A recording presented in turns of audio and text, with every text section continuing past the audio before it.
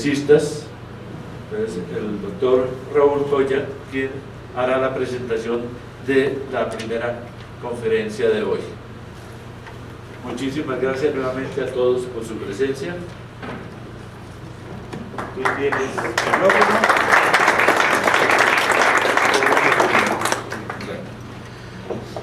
Bueno, muy buenos días. Muchas gracias a Computer World y a ustedes, asistentes, de estar en este evento que para nosotros que trabajamos en su doctorado en el Centro Internacional de Astrofísica y Relatividad. Asimismo, trabajó en la Escuela de Astronomía de Partice, y en este momento Jorge Iván Zuluaga está listo para viajar a Estados Unidos a desarrollar una beca Fulbright alrededor del tema que hoy nos ocupa, que es la posibilidad de vida en el universo. En este momento Jorge Iván Zuluaga está codirigiendo el programa pregrado de astronomía en Colombia. Es el único que hay, fue cogestor. Para nosotros pues, ha sido muy importante tener un colombiano que está desarrollando este tema y que fue merecedor también de su nombre, llevarlo en un cuerpo celeste que está girando alrededor del Sol, un pequeño planetoide. Entonces pues es un gran honor que lo tengamos entre nosotros. Como ustedes podrán apreciarlo en su conferencia, va a ser muy interesante, muy amena. Espero que todos hayan traído sus calculadoras, todos sus equipos, porque es de un alto nivel científico para que lo comprendan. Vamos, entonces muchas gracias Jorge Iván, y pues esperamos aprender mucho de usted hoy. Gracias.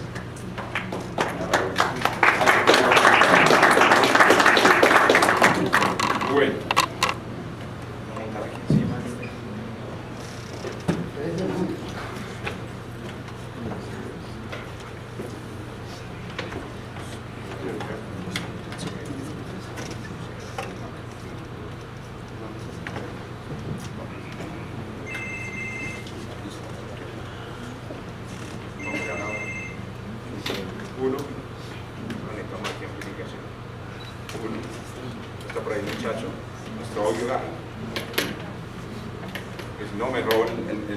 Tu micrófono.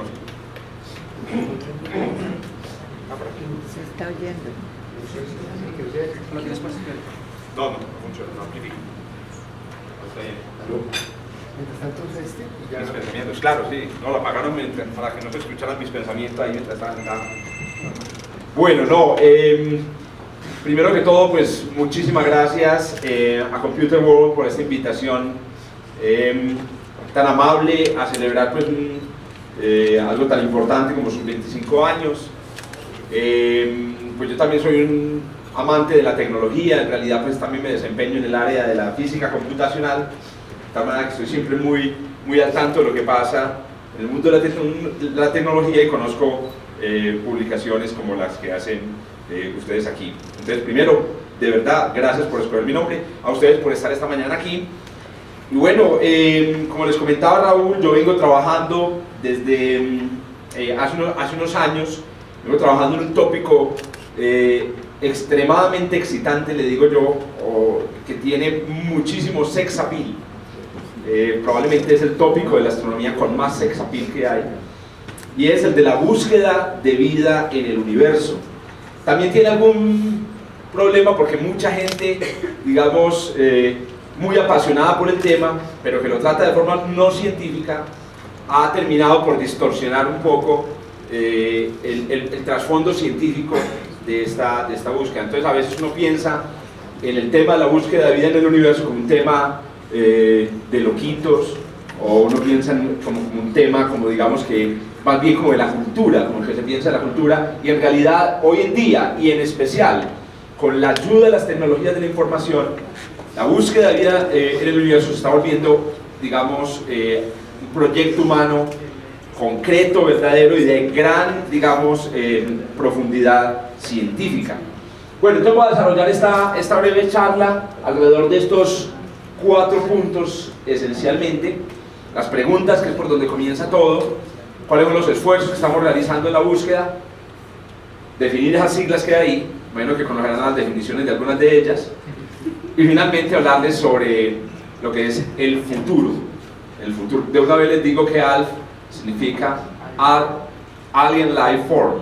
¿Listo? No es el nombre de un personaje de televisión necesariamente, es realmente un término. Y E.T. tampoco es el nombre de un personaje muy querido del cine, sino que es extraterrestre, ¿cierto? Que es, no, pues, repito, no es una cosa, repito, creemos que son cosas exclusivamente de la cultura, pero en realidad, pues digamos, tienen un fondo científico muy importante. Bueno, esta es la posición, digamos, de los seres humanos en este momento ante la inmensidad del cosmos. Estamos como estaban los habitantes de Rapa Nui, seguramente hace un par de siglos, de frente, de cara al océano, habiendo posiblemente olvidado quién los había llevado hasta allá. En el caso nuestro, nosotros nacimos acá, no nos trajeron, pues, que sepamos. No nos dejaron más instrucciones, no nos dijeron cuánto medía esto, no nos dijeron cómo funcionaba. Y a lo largo de los siglos hemos ido reconstruyendo toda esa información, pero nos queda todavía este interrogante, el interrogante de si estamos abandonados en esta roca o si posiblemente hay alguien al otro lado de la costa, ¿cierto? Hay alguien al otro lado, hay alguien, digamos, que nos encontremos y salimos a navegar, digamos, por el océano. Es interesante, pero algo parecido le pasaba a Colón y a los españoles o a los europeos en el siglo XV, cuando se enfrentaban a la inmensidad del océano Atlántico y se preguntaban qué había al otro lado del océano Atlántico. Lo más interesante es que ellos tenían una idea de lo que había, sabían que se iban a encontrar, salieron buscando para encontrar eso y encontraron una cosa completamente diferente. Eso de entrada demuestra una cosa que es muy importante en la astrobiología, es el área científica que se ocupa de esos temas, y es que aún con todas las cosas que podamos hablar hoy, ¿cierto?, que básicamente se fundamentan en nuestras expectativas sobre lo que hay afuera, podría pasarnos perfectamente lo de Colón. Todo lo que esperamos posiblemente no sea. Bueno, ¿cuáles son las preguntas que están abiertas en este momento alrededor de esta interesante discusión que, como obviamente todos ustedes intuirán, tiene milenios de existir? Es decir, desde que los griegos y todas estas civilizaciones que tuvieron tiempo suficiente para pensar en algo más allá, digamos, que su parroquia, cuando ellos empezaron a concebir la posibilidad de que el universo era más grande que el Peloponeso, la pregunta por la existencia de otros seres fuera de nuestro mundo, digamos, está ahí. A lo largo de milenios se ha venido refinando a medida que vamos conociendo el universo, y hoy les traigo las que yo creo agotan más o menos las preguntas alrededor de la existencia de vida en el universo. Entonces, una pregunta que es, digamos, muy importante es si la vida, de entrada, es un fenómeno realmente común en el universo. La vida es un fenómeno físico-químico, ¿cierto? Y la ley de la física y la química son las mismas en todas partes del universo. Por la misma razón uno podría razonar y decir, pues, la vida debe repetirse en otras partes. Sin embargo, alrededor de la vida hay una serie de cosas muy profundas que ya están entendiendo los biólogos teóricos, que podrían hacer que de pronto el fenómeno no sea tan común. ¿Hay vida fuera de la Tierra? Podría ser la primera pregunta, pero en realidad es la segunda, porque resulta que podría haber vida fuera de la Tierra, pero ser vida terrestre, ¿cierto? En estos días se publicó un paper muy interesante donde está hablando de la posibilidad de que en la Luna hayan organismos de la Tierra, no vivos, sino que en un estado de, digamos, eso se llama como de hibernación, y fueron llevados allá por meteoritos después de que la Tierra fue impactada. Pues de la misma manera podrían haber llegado a Marte. ¿Por qué solo a la Luna? A las lunas de Júpiter, de tal manera que en realidad el sistema solar podría estar plagado de vida terrestre. ¿Correcto? Entonces la pregunta de si hay vida fuera de la Tierra tiene que ser seguida por esa vida no es terrestre. Podría ser esa vida no terrestre. ¿Es la vida un fenómeno inevitable? El origen de la vida es un problema que seguramente nos comentará ahorita más tarde Alejo, es un problema muy importante. Hace parte de la pregunta porque resulta que obviamente si uno llega a concebir la posibilidad de que haya vida fuera de la Tierra que no sea terrestre, tienen que admitir que el fenómeno que se produjo aquí hace, suponemos, 3.800 millones de años se repite en otra parte. ¿Cómo empieza todo? ¿Cómo empieza la vida? Para que entendamos y para que sepamos entonces si se puede reproducir, si se puede reproducir en otras partes. ¿Qué diferencia lo vivo de lo no vivo? Es que por ahí empieza la pregunta. Cuando buscamos un fenómeno afuera, esperamos distinguirlo de otro. Si existe, ¿cómo se distribuye? ¿Cuántas hectáreas de universo están pobladas de selvas? ¿Cuántas selvas hay en el universo? Es una pregunta, aunque la pongo en estos términos, ya se hicieron algunos investigadores, calcularon cuánta área de la galaxia estaba cubierta por vida. ¿En qué lugares del universo abunda más? Hace poco, por ejemplo, descubrimos que puede ser que la vida en nuestra galaxia abunde más alrededor de estrellas binarias que alrededor de estrellas individuales. Tal vez los extraterrestres, porque nosotros también somos extraterrestres, quiero que se conversen de eso, los extraterrestres están en este momento preguntándose si habrá vida de pronto alrededor de estrellas individuales, ¿cierto? ¿Qué grado de complejidad ha alcanzado la vida en el universo? No sé si lo saben, me imagino que sí. La vida en la Tierra se pasó 3.000 millones de años en formas muy simples, en forma microscópica. Una parte muy importante de esa fue en forma unicelular, ¿cierto? La complejidad vino después y parece que vino por una serie de milagros. ¿Qué grado de complejidad podría alcanzar? Tengan en cuenta que nosotros somos una forma de vida, un fenómeno físico-químico que da conferencias sobre el universo, ¿cierto? ¿Será que hay otros lugares del universo donde están dictando conferencias sobre el universo? ¿Cierto? Es una pregunta. ¿Cómo podemos descubrirla? Si la hay, ¿cómo podemos descubrirla? Digamos, uno sí podría encontrar vida allá afuera. ¿Cuánto nos va a tomar hacerlo? ¿Quién podría apostar aquí su hipoteca, por ejemplo, porque vamos a descubrir vida de pronto en 10 años o en 50? Tal vez no se arriesgaría tanto y le pondría 500. Yo por ejemplo, tengo la convicción, con base en la información que tengo, de que solo si descubrimos vida inteligente vamos a tener certeza de que existe allá afuera. ¿Tiene sentido esa búsqueda? Ahora pensando lo que conversábamos ayer en la comida, ¿tiene sentido? ¿Sirve para algo? Esa pregunta siempre habrá que hacerla, aunque la reflexión, digamos, si no fue muy acertada, es decir, no siempre hay que, digamos, estar pensando en la utilidad, en este tipo de cosas para resolver las preguntas. Hay que recordar que nosotros comemos, pero también pensamos, que tenemos dos necesidades, una de llenarnos de alimento y otra también de llenarnos de, no sé, razones para existir. Bueno, entonces estas son, digamos, las preguntas, creo, que agotan el área de la búsqueda de vida en el universo. Miren que hay unas preguntas ahí que son muy obvias y otras preguntas que son muy, digamos, un poco menos obvias. Al estudio en general de la vida en un contexto físico, espacial y temporal, pero mucho más amplio que la Tierra, se lo conoce hoy como astrobiología. Es un nombre o es un término, digamos, reconocido en la comunidad científica y reconocido por las autoridades, digamos, que financian la ciencia a nivel internacional.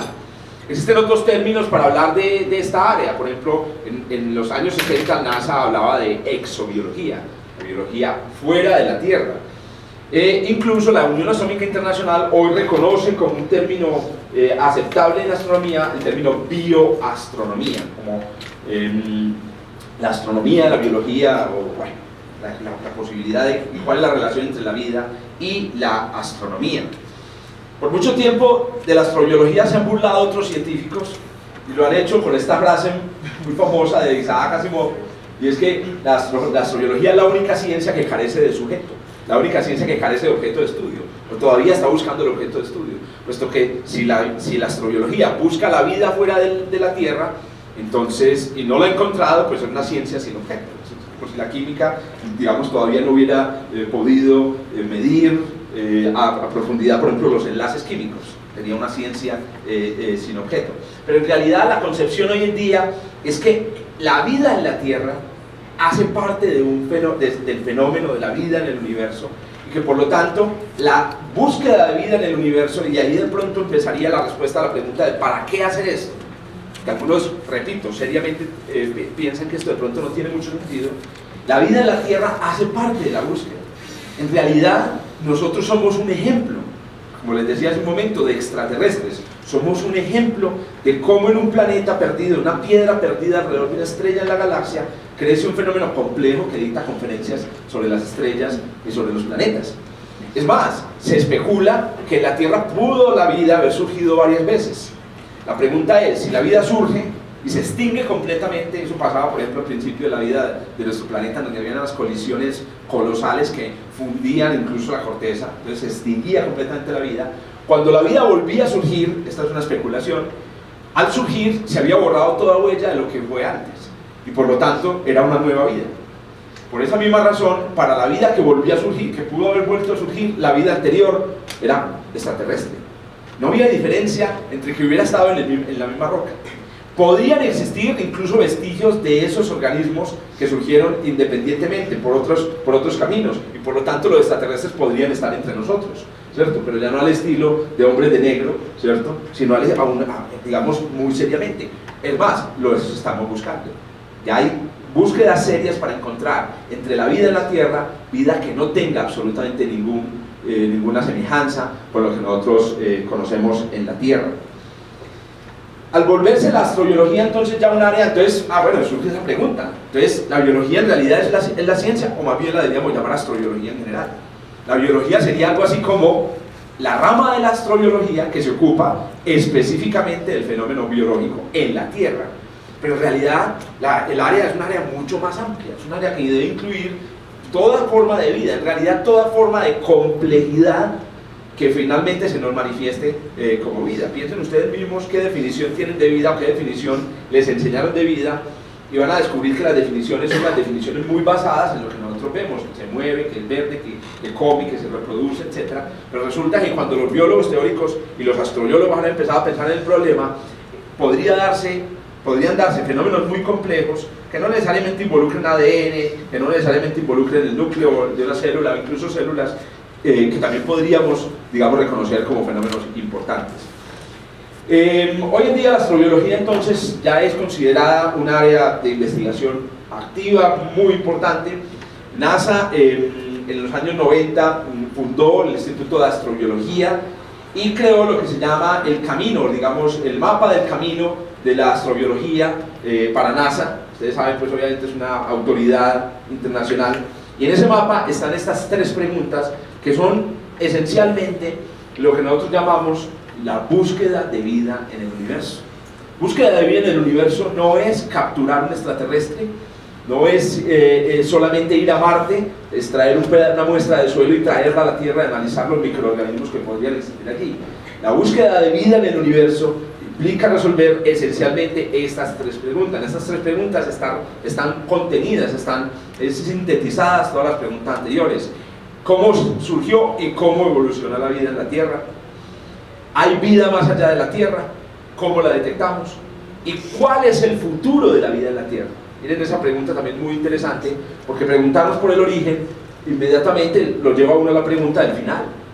¿Podría la vida en la Tierra desaparecer completamente? Ayer dicté una conferencia en un colegio y una muchacha me observó al final muy preocupada, que supo que yo estaba trabajando en astrobiología, y me preguntó que si los seres humanos nos íbamos a extinguir, que si éramos una de esas especies como las que han existido en el pasado, que se extinguieron.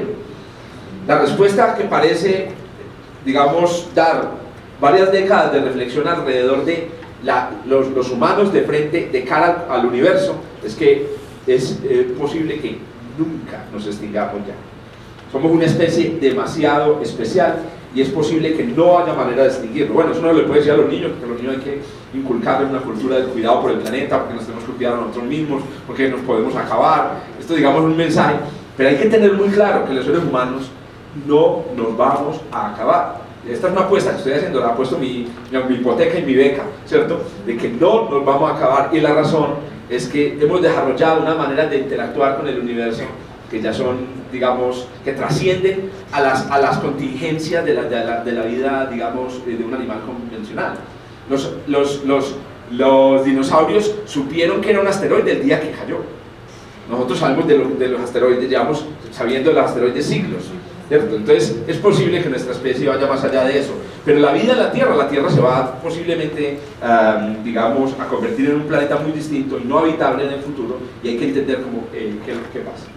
Bueno, ¿cuáles son los esfuerzos que estamos realizando para resolver esas preguntas? La astrobiología, y es lo que me atrajo a mí hacia ella. Bueno, realmente yo estoy atraído hacia la astrobiología prácticamente desde que era un estudiante en el colegio, pero hoy en día como profesional una de las cosas que más me atraen es que cuando uno trabaja en astrobiología se relaciona con personas de muchísimas disciplinas. Tener yo la posibilidad de interactuar con un biólogo, con un químico computacional, tener la posibilidad de interactuar con un filósofo y hasta con un sacerdote. Están incluso empezando a incluir en los debates sobre la vida del universo el tema de la teología. Piensen en lo siguiente: el día de mañana, cuando encontremos vida en otro planeta, ¿en qué van a quedar los dogmas religiosos? ¿Cierto? Es una pregunta abierta, no estoy diciendo que haya la respuesta ni que yo la tenga, pero es una pregunta abierta. Entonces hay un montón de áreas que están convergiendo alrededor de esta pregunta. No solamente es por lo sexy y por lo atractivo, sino por la posibilidad de interactuar. Hay un montón de disciplinas actualmente de la astronomía, en especial en el área de las ciencias planetarias, pero hoy en día cada vez más de otras áreas. Por ejemplo, el estudio de las estrellas. Las estrellas son las que proveen la energía básica para los planetas y la vida, y por lo tanto entonces deben ser conocidas con gran profundidad. Y esas áreas todas están entonces convergiendo alrededor de la astrobiología para tratar de resolver a esa pregunta fundamental. Dentro de digamos, de ese roadmap, de ese mapa de ruta, se han definido estos 7 objetivos básicos de la astrobiología en el presente. Repito, esto es el roadmap de NASA, que no es toda la astrobiología que existe en el mundo, pero que esencialmente pues, es una fuente muy autoritaria. En realidad, pues, cuando uno mira lo que está trabajando todo el mundo, más o menos se resumen estas cosas. Entonces, queremos resolver esas 3 preguntas básicas. Y para hacerlo necesitamos emprender estos esfuerzos. Primero, necesitamos saber cómo se distribuyen los que llamamos ambientes habitables en el universo. ¿Cuáles son las estrellas donde podría haber vida? No que la haya, sino que podría haber vida.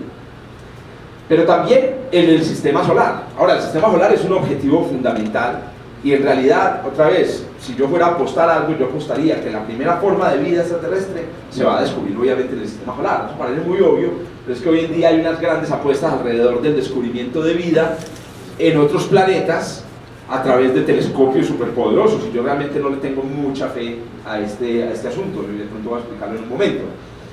Se necesita hacer un esfuerzo importante para se necesita hacer un esfuerzo importante para entender el origen de la vida en la Tierra. Necesitamos saber cómo la vida primitiva evolucionó interactuando con el ambiente.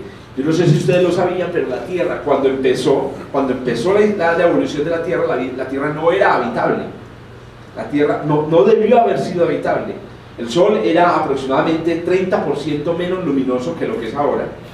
Y entonces ahora quítenle el 30% de luminosidad al Sol y ustedes van a tener un Sol más o menos con la misma intensidad que el Sol de las 5 de la tarde. Ahora imagínense un Sol de las 5 de la tarde siempre, ¿cierto? ¿Y en qué queda uno? Queda uno en Oslo, ¿cierto? En Oslo siempre. Y así fueron millones de años. Se calcula que la temperatura de la superficie de la Tierra cuando empezó la evolución de nuestro planeta debió haber sido en promedio 30 grados bajo cero. Pero se han descubierto en rocas muy antiguas cristales de circonio que solo pueden existir en agua líquida. Entonces, no es posible que nuestro planeta haya tenido 30 grados bajo cero. Tuvo que haber tenido una temperatura suficiente para que el agua fuera líquida. Y aún así, en realidad el Sol no podía haber aportado esa energía. Entonces, hay un gran misterio sobre qué pasó, por qué la Tierra es habitable desde el principio. Hoy en día, me incluyo como investigador, tenemos una sospecha de que la vida actuó desde el principio como el aire acondicionado del planeta. Es decir, ha mantenido la temperatura regulada para su propio beneficio y la va a mantener. Es otra cosa interesante. Necesitamos entender los límites de la vida. Se está investigando mucho aquí en Colombia. Hay empresas que están trabajando aquí en Colombia alrededor de los límites de la vida. Cuando hablamos de los límites de la vida, es los organismos que puedan vivir en condiciones extremas, ¿cierto? Muy bajas temperaturas, mucha salinidad, un pH muy alto, o que vivan en presencia de venenos. Estamos tratando de entender los límites de la vida porque el universo es muy, muy agresivo.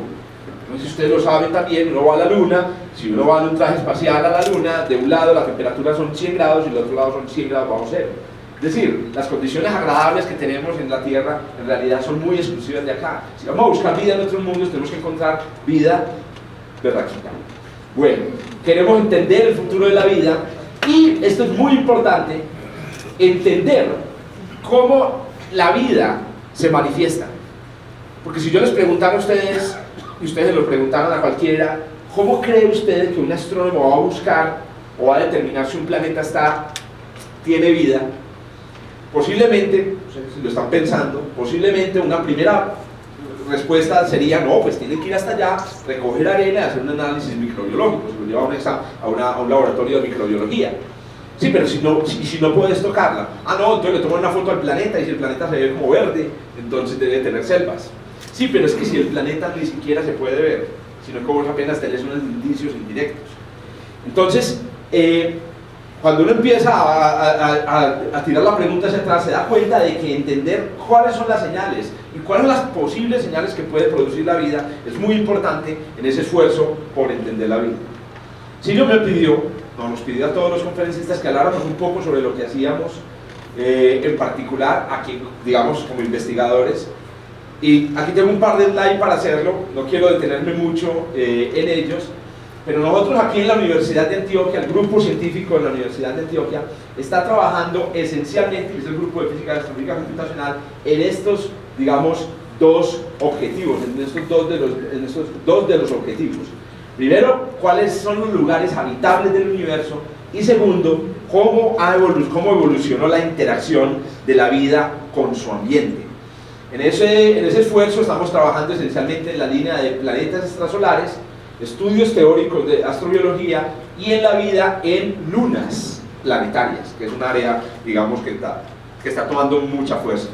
Todo este trabajo realizado en Colombia por investigadores que no nos estamos muriendo de hambre, como dice Silvio. En realidad gozamos de una vida muy buena. Yo creería que la mayoría de los investigadores en Colombia son de los, digamos, profesionales mejor pagados y más contentos con su trabajo, porque es un trabajo como el de los futbolistas. El problema es que la diferencia es, lo hablábamos en el foro, la diferencia es que al futbolista se le acaba la posibilidad de jugar fútbol a los 35 años. En cambio, uno apenas comienza a los 35 años como investigador.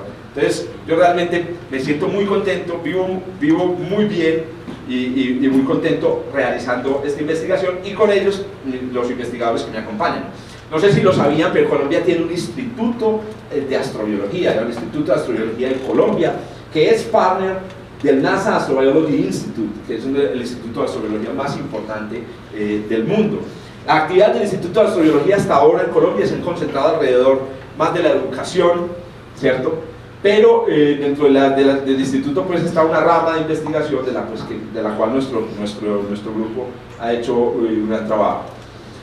Hemos tenido la oportunidad pues de presentarlo, el trabajo nuestro, a través de publicaciones internacionales en revistas muy prestigiosas, y otra vez esto es hecho en Colombia. Made in Colombia es una cosa que a la que le estamos aportando desde nuestro país. También ayer discutíamos en la cena el hecho de que tal vez Colombia deba trabajar en las cosas, en los problemas de Colombia, pero resulta que Colombia está hecha de colombianos, los colombianos somos seres humanos, y los seres humanos tenemos que trabajar en los problemas que nos ocupan a los seres humanos desde hace milenios, y este es un problema que ocupa a los seres humanos. Todo lo que pueda hacer la Universidad de Antioquia o los colombianos para aportar este trabajo, yo creo que debe ser bienvenido y apoyado de manera categórica por el Estado. Bueno, de esos esfuerzos, para ya pasar a la segunda, digamos, a la parte final de esta intervención, de esos esfuerzos hay dos en particular que tienen una profunda relación con las tecnologías de la información, que es el tema, digamos, parte de los temas que nos reúnen en este foro el día de hoy, y es el de encontrar los ambientes que son habitables, los lugares donde podría haber vida, no que la hay, sino que podría haber vida, y buscar señales de vida en esos lugares. Entonces, ¿cómo encontramos un lugar donde pueda haber vida? La pregunta es, ¿en Marte puede haber vida? Es una pregunta muy importante. No sé si todos habrán desarrollado ya una opinión o tendrán información sobre el tema, y no sé si todos sabrán cómo es Marte, pero Marte es un lugar que uno lo ve en las fotografías de día muy bonito, parece el desierto de Atacama, pero que en realidad es un lugar extremadamente hostil. La temperatura en Marte es 70 grados bajo cero, No hay hielo porque no hay agua, no hay suficiente agua, entonces uno ve el desierto. Es casi un vacío, hay mucho menos aire que el que hay alrededor de las naves espaciales que hacen vuelos suborbitales. Entonces es un lugar muy hostil. Entonces preguntarse si Marte hay vida, en realidad pasa por preguntarse si existen los elementos básicos. Necesitamos una superficie sólida, necesitamos una fuente de elementos, necesitamos una fuente de energía y un ambiente que sea relativamente estable. Marte lo tiene todo: superficie sólida, elementos, energía, ¿cierto? El Sol todavía alumbra un poquito a Marte, aunque es muy frío, pero hay algo de energía, y es un ambiente relativamente estable. Marte es un lugar que probablemente globalmente no sea habitable, pero que en ciertos puntos de Marte probablemente existe la vida. Yo estoy convencido, bueno, ya que estamos haciendo tanta apuesta, ya aposté la beca, el carro, ya no sé qué me queda por apostar, pero yo apuesto que en Marte hay vida por ahí 2 metros debajo de la superficie. La búsqueda, entonces, tenemos las condiciones, ahora tenemos que encontrar los lugares. Eso lo están haciendo estos dos instrumentos esencialmente. Son lo último en guarachas, lo último en tecnología en el mundo, y son esencialmente este aparato que hay aquí, que se llama un espectrómetro, el espectrómetro más preciso del planeta. El espectrómetro más preciso del planeta es el que ustedes ven aquí. Es un espectrómetro capaz de medir el movimiento de una estrella con la precisión, ¿cierto? O capaz de mover el movimiento de una estrella. Las estrellas normalmente se mueven a velocidades de miles de kilómetros por hora. Este instrumento es capaz de medir el movimiento de una estrella con una precisión de 4 kilómetros por hora. Es un logro científico impresionante que está dándole muchos dividendos a la industria, a pesar de que se lo utiliza para buscar planetas habitables. Y este telescopio de acá, que es uno de los telescopios más queridos por la comunidad científica, especialmente por los astrobiólogos, se llama el telescopio Kepler, que es el telescopio, uno de los telescopios que está buscando vida en otros mundos. El descubrimiento de lugares que pueden tener vida pasa desde esto. Resulta que los planetas no se pueden ver porque son muy débiles. Los planetas directamente no se pueden ver porque son muy débiles, pero resulta que los planetas hacen mover a su estrella. A pesar de que la estrella sea gigante, muy masiva, el movimiento del planeta alrededor de la estrella la hace mover, y ese movimiento puede ser captado por ese instrumento que les acabo de mostrar.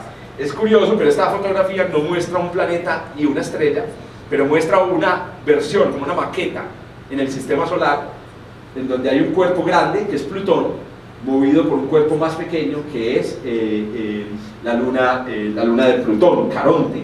Esta es la primera imagen que tenemos en la historia de la astronomía, en donde se nota claramente que las cosas no giran alrededor de otras, sino que todas las cosas se están moviendo en el universo. Y la otra manera como se está, digamos, detectando lugares que pueden tener vida es a través de eclipses, pero eclipses interestelares.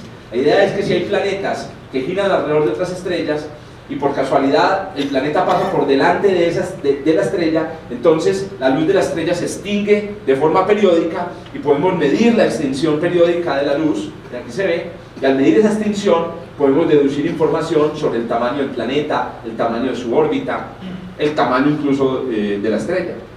Pero descubrir que hay un planeta, ya se han descubierto 2000, vamos para 2000, no es suficiente. La idea es, una vez usted descubre el planeta podría ser un infierno, o el planeta podría ser un congelador. Hay que buscar los planetas que están a la distancia correcta, dentro de una zona que se llama la zona de habitabilidad planetaria. Ya existe un puñado de los 2000 planetas conocidos, un puñado de planetas que están a una distancia de la estrella tal que las temperaturas superficiales no son tan frías como en Marte, no son tan calientes como en Venus, sino que pueden estar en un rango más o menos adecuado como el de la Tierra. En una investigación que publicamos este año, encontramos una cosa muy interesante, y es que esa área, esa franja donde pueden existir los planetas habitables, es una franja que podría modificarse si además de ser habitable, es habitado.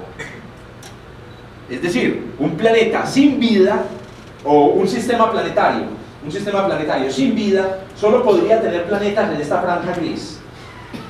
Pero si el planeta tiene una selva del Amazonas, entonces tal vez la franja va desde acá hasta acá. Y esto es un resultado supremamente importante, porque le dice a los astrónomos que donde están buscando pero que hay más. Entonces, que pueden buscar en regiones, digamos, diferentes. Y lo más increíble es que lo pueden hacer por la vida misma. La vida misma es la causante de que podamos buscar en una región más amplia. Y la segunda, entonces el primer esfuerzo es buscar ambientes habitables. Ya tenemos 2000 planetas, de esos 2000 planetas hay un puñado de planetas que pueden tener vida y estamos concentrándonos en esos planetas. Esperamos descubrir muchos más en el futuro.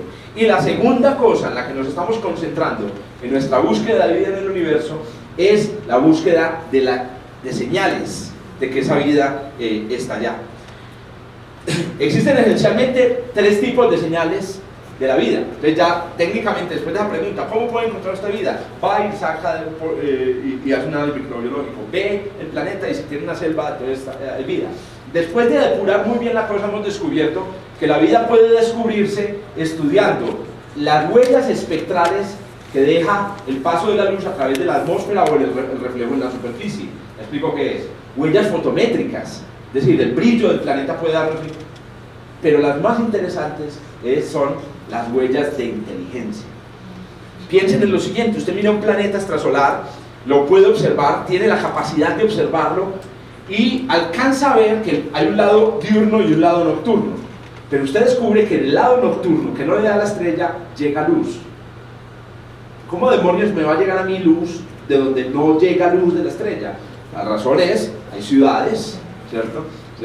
Y si son civilizaciones muy avanzadas, posiblemente las ciudades cubren todo el hemisferio. Piensen cómo va a ser el hemisferio, pues, digamos, no nocturno de la Tierra en 500 años.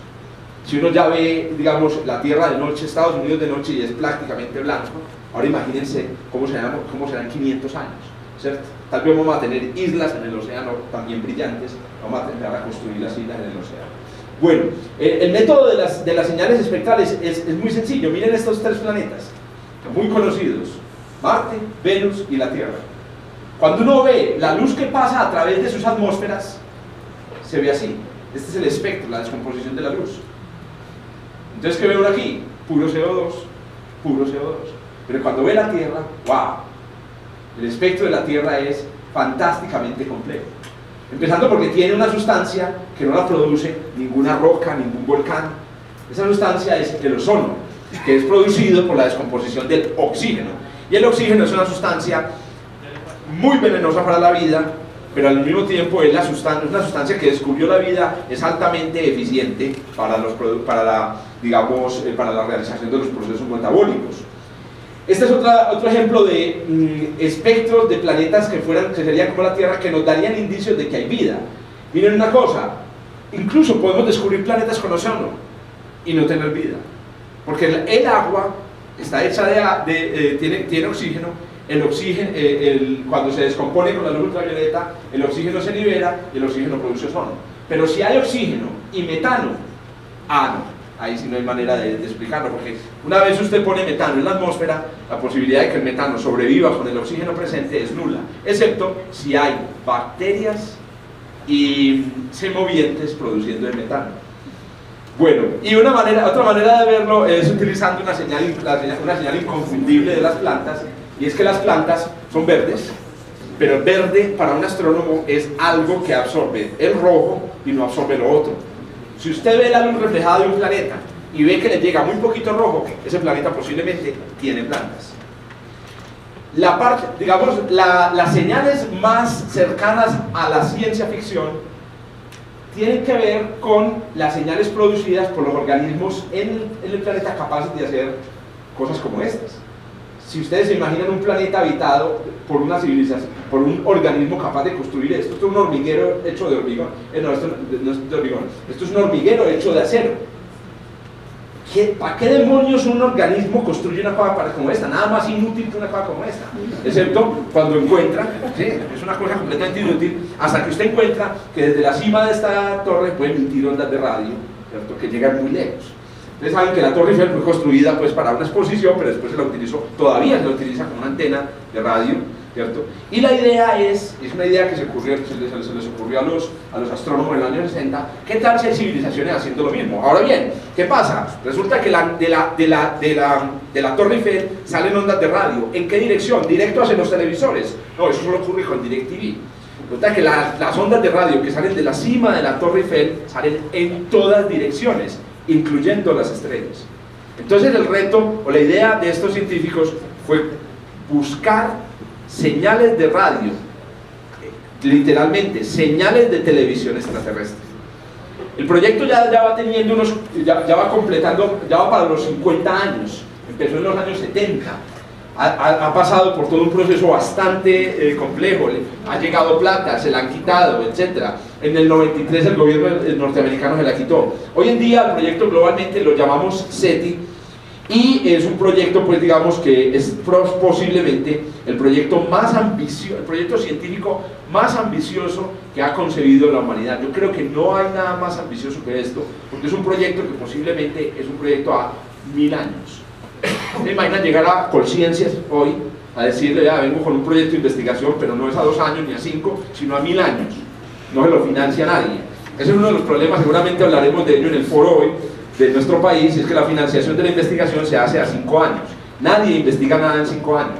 La investigación es a 1000 años, ¿cierto? Si uno quiere investigar cosas grandes. Bueno, pero ahí podemos discutirlo. SETI hoy en día, inclusive Microsoft es el que financia hoy en día uno de los más importantes asentamientos de SETI, que son un conjunto de antenas que se encuentran justamente en el área de San Francisco y que en estos días fueron amenazados por unos incendios forestales bravísimos que hubo en esta zona. Bueno, ya tengo la señal de que debo terminar, pero yo quería entonces, en estos últimos minutos, si me permiten los 4 minutos, mencionar cómo las tecnologías de la información están ayudándonos en esta búsqueda. Aquí tenía un par de ideas adicionales que están surgiendo sobre cómo detectar vida a través de la señal de vida inteligente. Miren esta idea. Otra manera de detectar vida es detectar polución. Si usted ve la atmósfera de un planeta, en vez de ver ozono y metano, ve clorofluorocarbono, no hay ningún volcán que produzca clorofluorocarbono. Entonces usted podría. Otra, para mantener los servidores funcionando de Google, todos estamos ahí, o de Twitter, para mantener nuestra información almacenada, se disipa calor. Es un principio elemental, la segunda ley de la termodinámica. Para que la información no se degrade, se tiene que producir calor.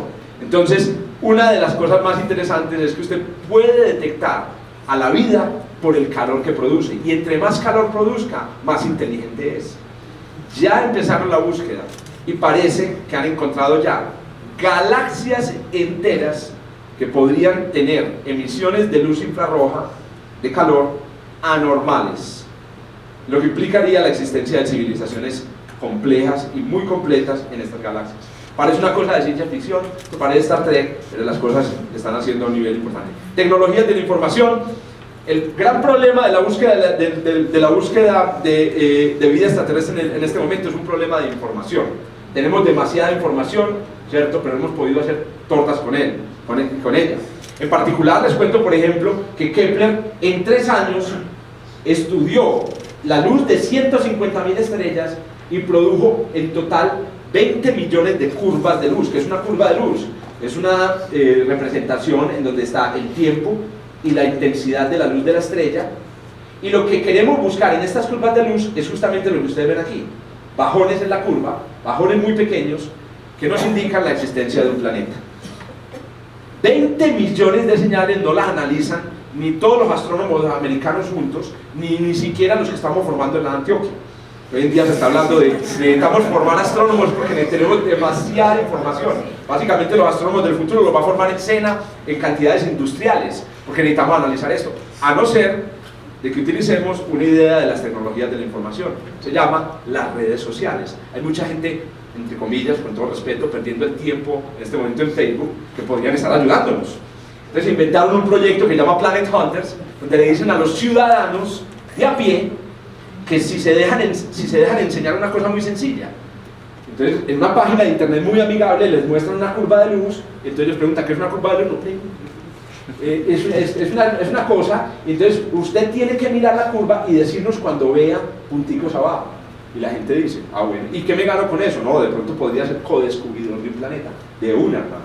En vez de estar 3 horas, 4 horas en Facebook, usted se dedica a esto. Pues señores, ya analizaron ciudadanos, no científicos, 22 millones de curvas de luz, o sea todas, han descubierto 34 candidatos a planetas y hay 3 planetas ya confirmados que descubrieron personas de a pie, entre ellas un policía norteamericano, ¿cierto? Entonces uno dice, yo soy policía, ¿usted qué? Policía descubridor de planetas, maravilloso, tecnología de la información. Entonces, ¿qué es lo que están utilizando ahí? Computación blandita. Están utilizando el cerebro humano y tiene una capacidad increíble de reconocer patrones que no tiene ningún software para hacer esto. Hay muchos proyectos así en otras áreas de la ciencia. Y el otro proyecto que es histórico, no me gusta tanto porque el otro utiliza a la gente, es el proyecto de SETI at Home, que seguramente muchos de ustedes conocen, que ha digamos, evolucionado a un proyecto más complejo que se llama el proyecto BOINC, en el cual la idea es, en este caso, hacer lo siguiente. Resulta que SETI ha logrado acumular alrededor de unos 30 terabytes de datos de radio, y resulta que analizar un pedacito de esos datos puede tomar para un computador normal 5 horas.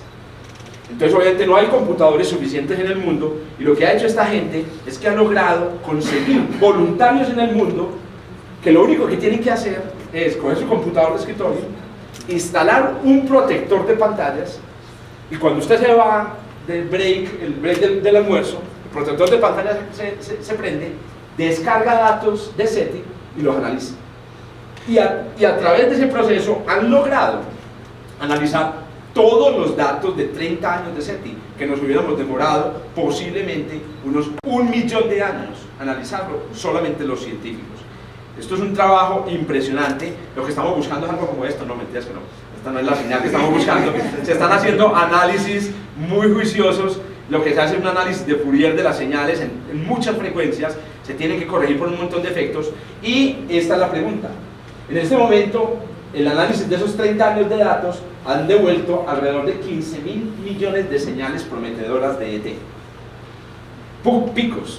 Picos en una señal, o un patrón repetitivo en una señal que no es militar, porque a veces también los militares se confunden con extraterrestres, porque son silenciosos, no dicen mucho, ¿cierto? Entonces, de verdad, se han detectado muchas señales militares, ya se han, al excluir todas esas, quedan 15.000 millones de señales que los científicos a continuación han pasado a analizar con cuidado. Número de señales que hemos podido confirmar, 0. O sea, realmente tenemos 15.000 millones de señales prometedoras y 0 extraterrestres llamando a la Tierra. Bueno, entonces yo los dejo con esta diapositiva, que de pronto tiene una síntesis, o tiene unas visiones del futuro, y más bien le doy el espacio a las preguntas que seguramente es bueno sacar. ¿Preguntas? ¿Alguna pregunta? Bueno, yo sí tengo para empezar.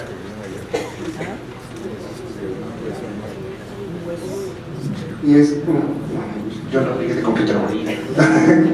Entonces, la primera pregunta que tengo es, ¿por qué se corrió el área Goldilocks, como la llaman, el área ideal de habitabilidad? Casi que un minuto luz, si lo puedo poner en tiempo. ¿Y quién definió eso? Lo estimaste muy bien ahí, a ojo de buen cubero, excelente. Miren este punto. Resulta que usted coge a la Tierra como es hoy y la corre un poquito hacia el Sol. Entonces, ¿qué pasa?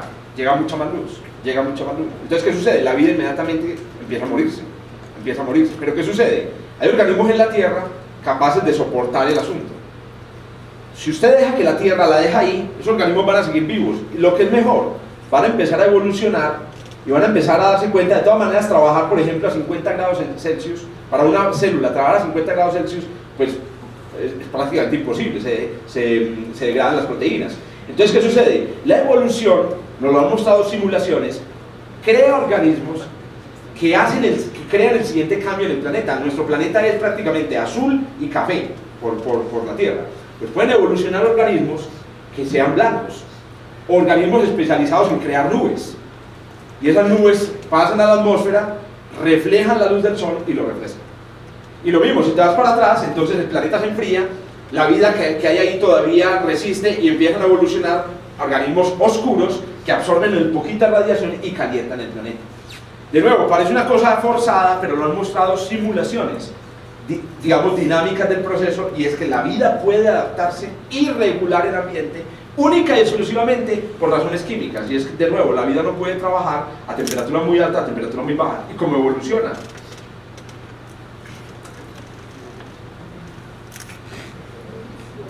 Por allá.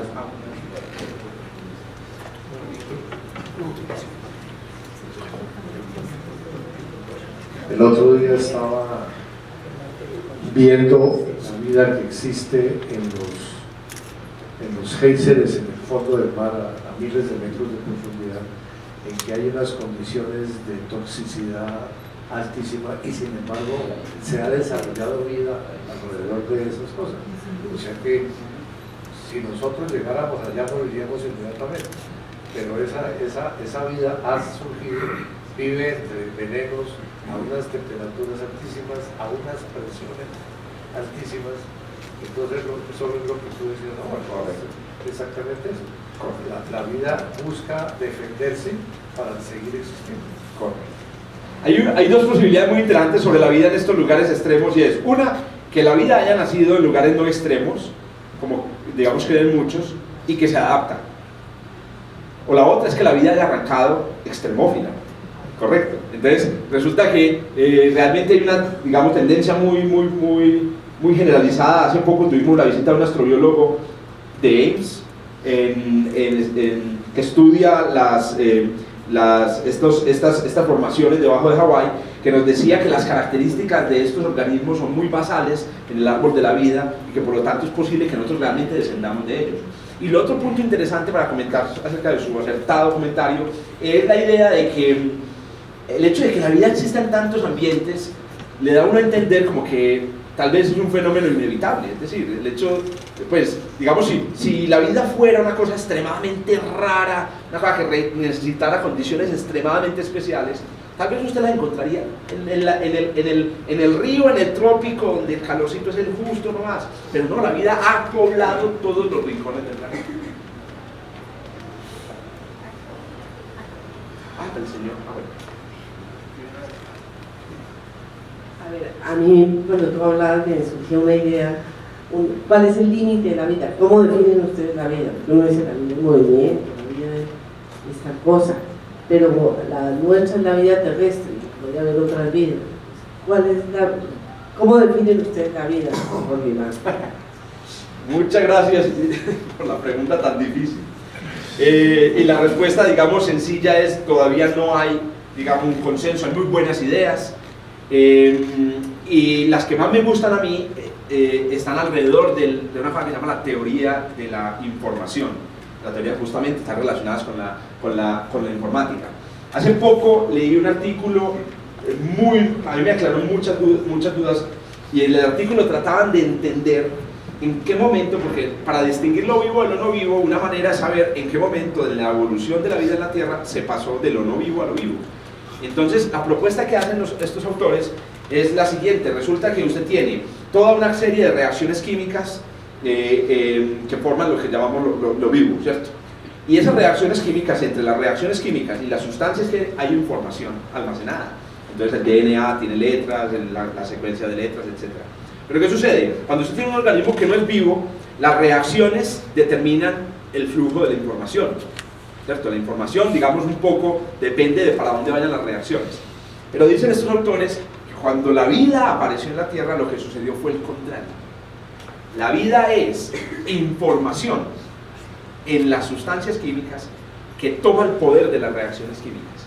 Y cuando toma el poder de las reacciones químicas, emerge una cosa completamente nueva.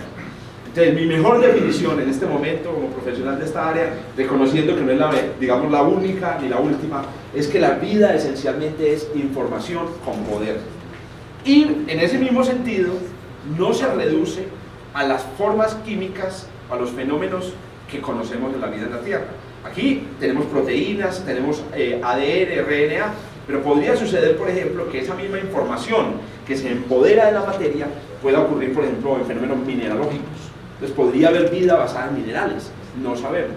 Si es un asunto informativo, para mí sí, digamos, sí podría existir esa posibilidad.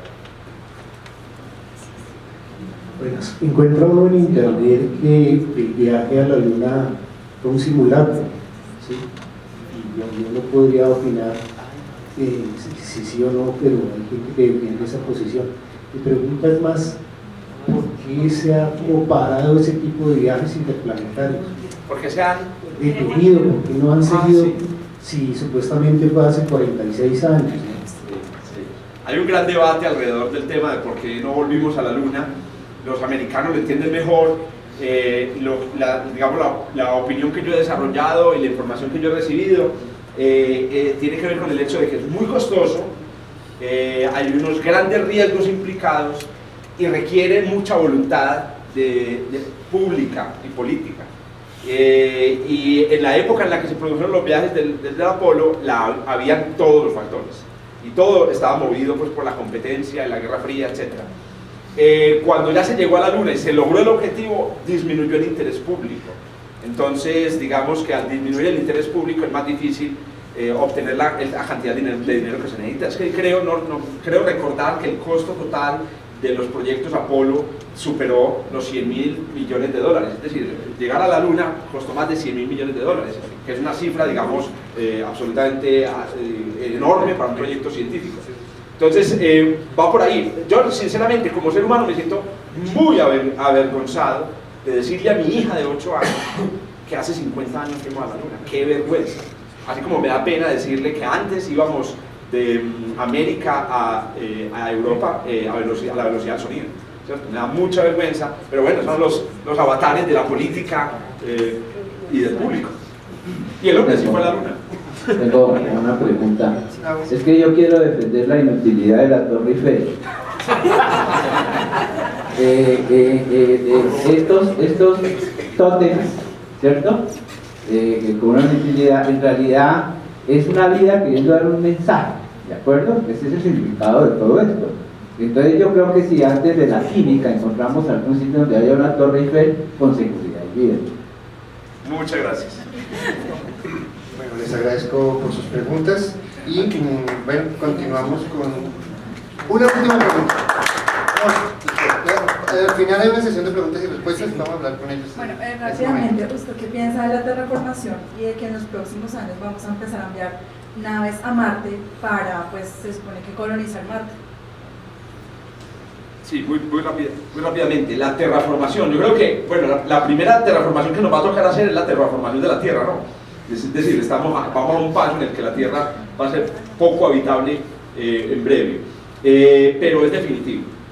O sea, de nuevo, pues son apuestas a muy largo plazo. Yo estoy seguro de que primero vamos a llegar a Marte, lo vamos a cambiar y lo vamos a adaptar a nuestras condiciones. Inclusive, si no vamos nosotros, pero van naves nuestras y contaminan el planeta, yo creo que esas naves cambiarían el ambiente marciano, lo pueden cambiar. Ya se está hablando inclusive de cambiar a Venus, también, es increíble, también cambiar a Venus.